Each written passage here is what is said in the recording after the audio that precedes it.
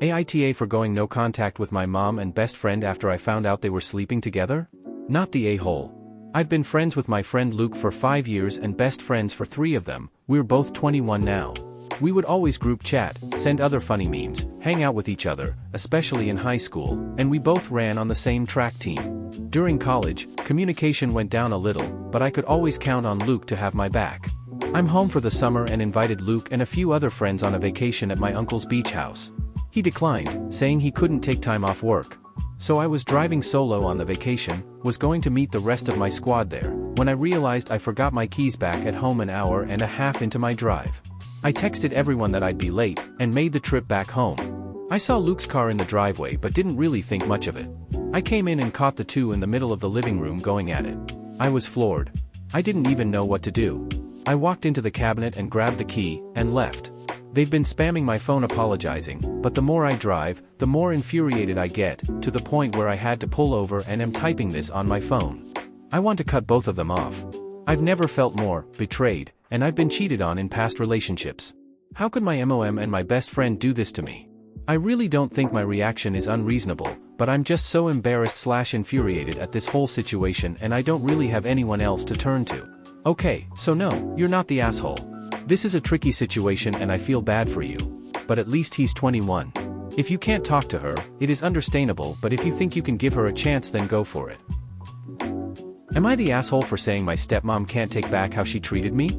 I, 24F, have always had a rocky relationship with my stepmom, Cindy, 51F. She came into my life when I was 13, and pretty much as soon as she and my dad were married, she became very pushy about taking up a parental role.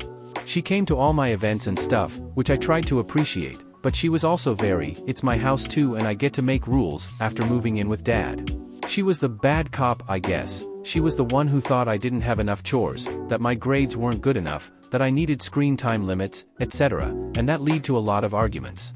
I hit the last straw at 17.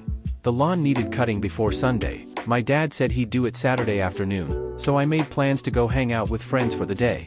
While I was out, Cindy messaged me saying I shouldn't have let dad do the lawn because he'd had a tiring week, and that I would be doing it, her usual MO basically. I said no and stayed out with my friends. When I got home, she was furious and tried to ground me, and it turned into this big stupid argument where I pulled the "you're not my mom" card.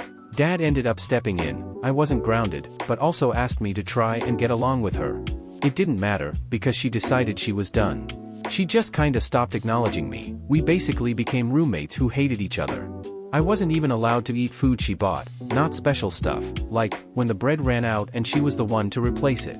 It was all just really tense, and I ended up spending a lot more time at my mom's apartment until I went to college.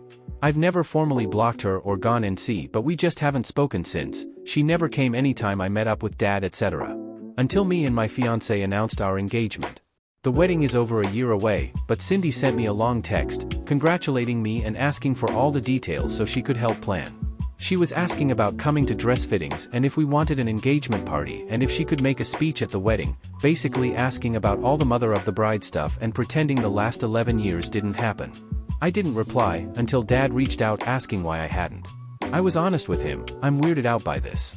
I'm happy for Cindy to come as his +1, but she's not getting any role at the wedding. We're actually not even doing a head table, just because I don't want to share a table with her or separate her from dad, because she's not my mom and the last time I saw her she was insistent about that. It's turned into a whole thing. He says she's really hurt and that he's rethinking coming to the wedding, because she doesn't want to go. I say she can't take back what happened, and at the very least she should have apologized before reaching out like this. Mom and my partner are supportive of me, but I've had messages from several people on dad's side saying I'm an AH for punishing Cindy and it's getting to me, so, AITA? Am I the asshole for kicking out my son-in-law for bringing salad like I asked? I have a son-in-law, let's call him Jeff, that I do not get along with.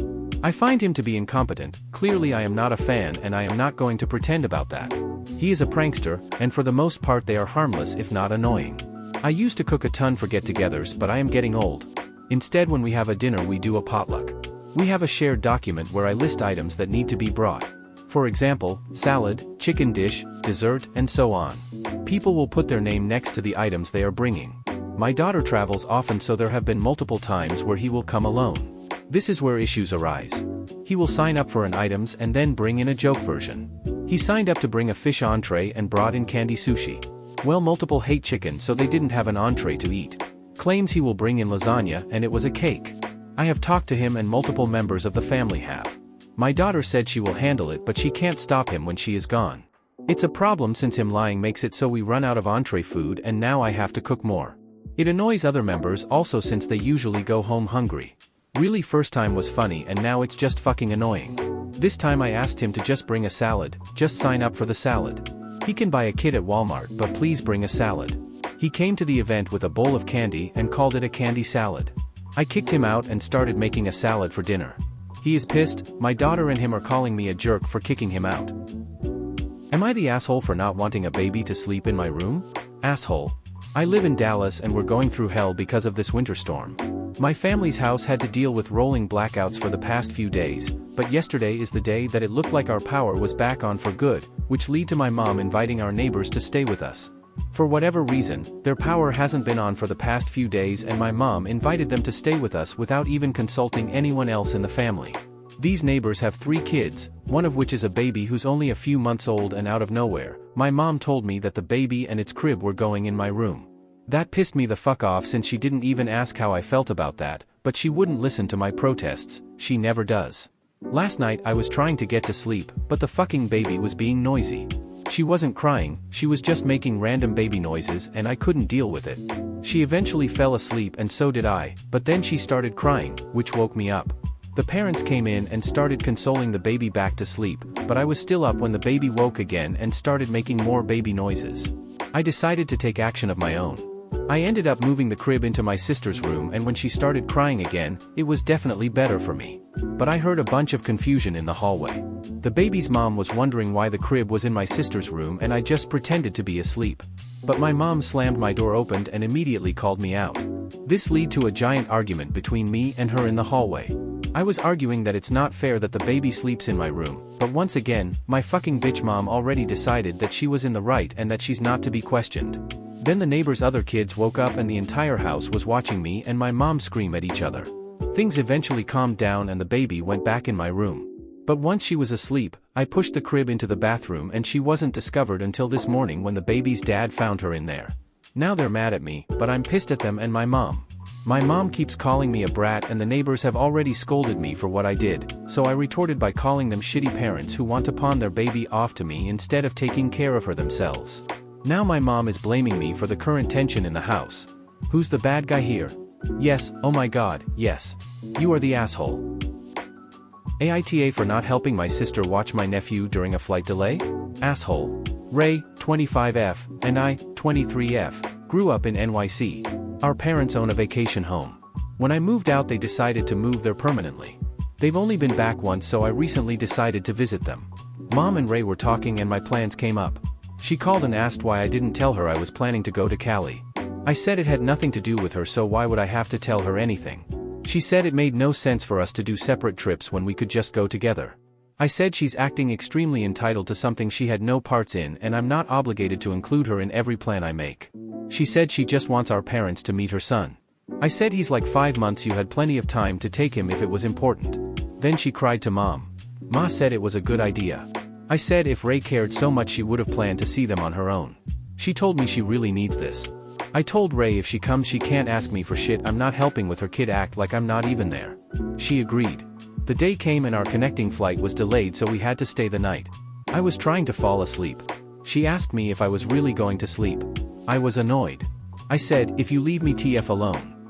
Later she asked me to watch the baby. I said just hold him and go to sleep. She was scared someone would snatch him while she slept. I said she sounds FK and crazy and no one wants her kid.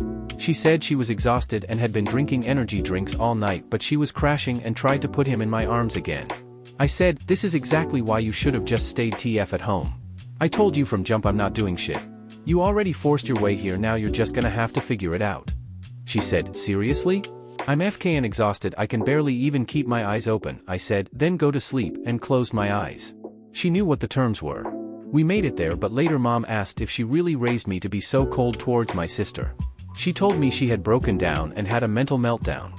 I said I love my sister, but she should grow up and stop being so dramatic about a situation she put herself in. She said it wouldn't have hurt to help her even just a little. I told her I didn't help her make the baby and she should have known something could go wrong when traveling. We got back a week ago and haven't spoken to each other at all, but she texted me today how hurt she was and she feels like I don't care about her or my nephew at all. I told her she knew what she was getting into when she begged to come and imposed on my trip. She said she thought I would have changed my mind when I realized we would have to sleep in the airport and that she would have done it for me. I said, your kid. Your responsibility. I might be willing to just apologize to shut her up if people say I'm the AH. Yes, you are the asshole. It doesn't take a lot to be helpful.